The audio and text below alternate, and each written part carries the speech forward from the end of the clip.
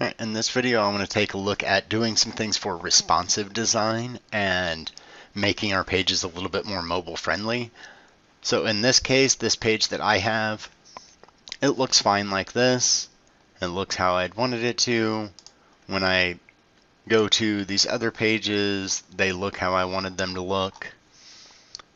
But then the problem comes in here when I resize this window, or better yet, if I use the F12 key, I can then use my developer tools in the browser, and depending on which browser you're using, these developer tools will have this in a different spot.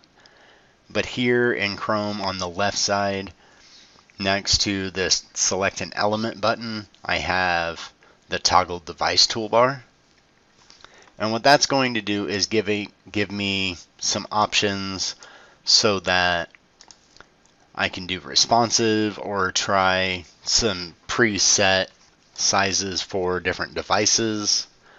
And the way that I have my HTML set up, we're getting some different looks. But when I shrink this window down, I can see when I get to a certain point, the text in this heading and the header here is going over my image because of the way I have some of the styles done for getting this initial look on the desktop. So what we want to do is add in some style rules to account for those things and tell the browser a little bit in our HTML that is going to help with that. So the first thing we're going to want to do is add another meta tag into, I'm going to add the char set because I didn't yet in this file. But now I want to add this meta name equals viewport.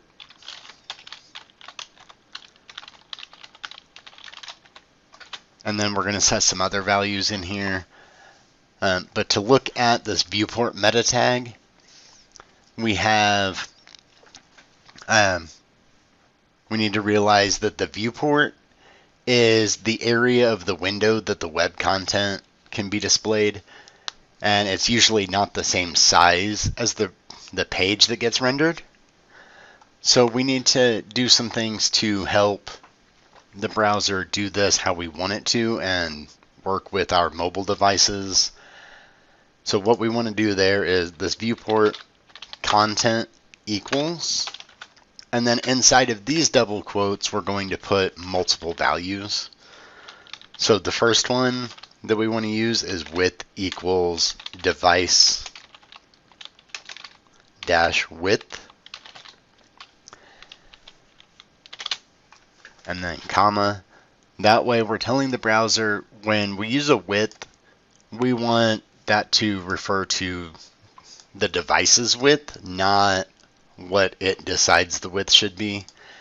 And then you can tell the browser to zoom in or out if you need to for some reason, but typically you're going to want to set this initial scale equals 1.0, and that's going to be whatever that default zoom is. That's how you want that zoomed in, and then let the user choose if they want to zoom in and out on that page. So now I'm going to go ahead and save this, come over here to my page, refresh it, and we'll see if we have any changes. We're not seeing any changes here.